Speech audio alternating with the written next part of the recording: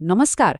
आज आमे गोटे एमिति कहानी विषय कथा हबा जहा आमको शिखेब केमिति निजर सबुठारु बड़ भय को सामना करा जाए। तेबे चलंतु सीधा कहानी भीतर को जिबा। आच्छा, आरंभरू गोटे प्रश्न। केबे एमिति काहाको भेटिचंती जाहाको देखिले पूरा मोहल्ला पूरा पड़िशा डररे थरुथिब। आजिरा आमर कहानी एमिति ही जणे पिला विषय जीए ए भयर सामना करिथिला। कहानीर लेखक कुहंती रास्ता ही मोर शिक्षक थिला।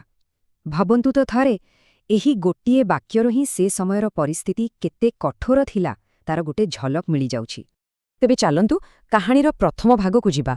ए कथा हेउछि 1940 दशकर युद्ध विध्वस्त मस्को सहरर एक एमिति दुनिया जिउठी नियम बोली किछि भी नथिला।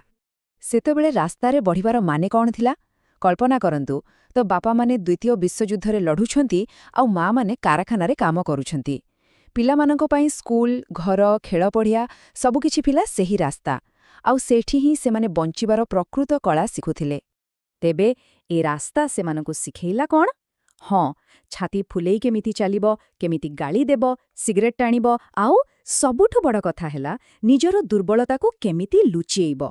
किंतु गोटे जिनिस थिला जहा रास्ता केबे शिखेई पारिलानी आउ ता हेला प्रकृत भयर सामना केमिति करिबे। आउ एठी कहानी रे एंट्री हेउछि खलनायकर रेड। से केवल जणे गुंडा नथिला ना, से थिला आतंकर एक चलंती प्रतिमा। रेड ए ना शुणिले ही सारा अंचल छनका पशि जाउथिला। से केवल शारीरिक भावे नुहे मानसिक स्तररे भी लोकंकु भयभीत करी रखिथिला। बयस थिला मात्र 16, किंतु देखिबाकू बड़ लागुथिला। मुंडरे गाजर रंगर केस, मुह सारा बसंत दाग आउ हातरे सबुबेले गोटे लुहार मुथ। ता सहित पुणी 2-3 जण चामचा सबुबेले सांगरे थांती, माने पूरा दबदबा। आउ दिने से याही हेला रेड आम कहानीर लेखकंकु रास्तारे अटकेइला। खाली जे माड़ मारिला सेतिकी नुहे, तांकु लुटिला आउ समस्तंक सामनारे अपमानित कला।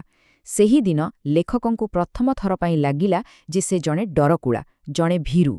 एही घटना तांकर आत्मसम्मानकु पूरा भांगीदेला। किंतु से हार मानिबा लोक नथिले। एही अपमान तांको भितरे निराशा नुहे, बरं एक दृढ़ संकल्पर निया जळीदेला। आउ सेठु आरंभ होला युद्ध पाई प्रस्तुति।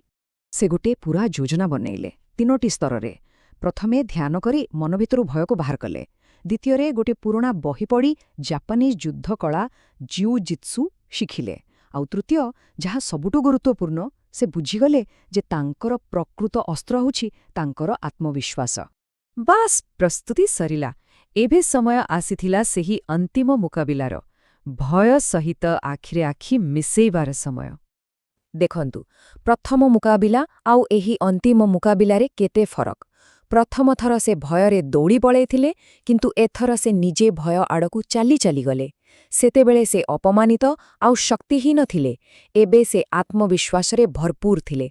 पराजय एबे विजयरे बदलिबाकू जाउथिला। आउ तापरे जहा घटिला समस्ते आश्चर्य होइगले। लेखक निजे रेड पाखकू गले। रेड जेमिति ही हाथ उठेइला, गोटिए सेकेंडरे जिउ जिट्सु कौशलरे ता हाथरू लुहा मुठटा उड़ीगला आउ रेड तले। जो रेड आतंकर प्रतीक थिला से माटीरे पड़ी कांदिबाकू यागिला। आउ सेही दिनो ही ता आतंकर साम्राज्य शेष होइगला। हेले एइटा खाली गोटे लड़ेईरे जितिबा नथिला। एई घटना पछरे लुचि रहिथिला जीवनर एक बहुत बड़ शिक्षा। एही पूरा अनुभूतिरु 2टा मुख्य कथा शिखिबाकू मिलिला। प्रथम कथा हेला जीवनरे निज लड़ेई पाई आउ केही आसीबेनी, निजकू ही लढ़िबाकू पड़िबो। आउ द्वितीय, भय को आमे जेते बड़ बोली भाबिबा से सेते बड़ होइजिबो, किंतु जेतेबेले तार सामना करिबा सेतेबेले भय निजे ही डरिकी दौड़ी पड़ेबो। आउ शेषरे एही कहानीर सबुठारु शक्तिशाली वार्ता हेउछि एही दुनिया एक रास्ता एवं एठी निज पाई किपरि ठिया हेबाकू हुए ताहा जानिबा निहाती आवश्यक। एहा केवल रास्तार लड़ेई नुहे, बरं जीवनर प्रत्येक लड़ेई पाई एक मंत्र। तेबे एही कहानी शेषरे गोटे प्रश्न रहिला। आमु समस्तंक जीवनरे एमिति गोटे ना गोटे रेड बा भय थाए।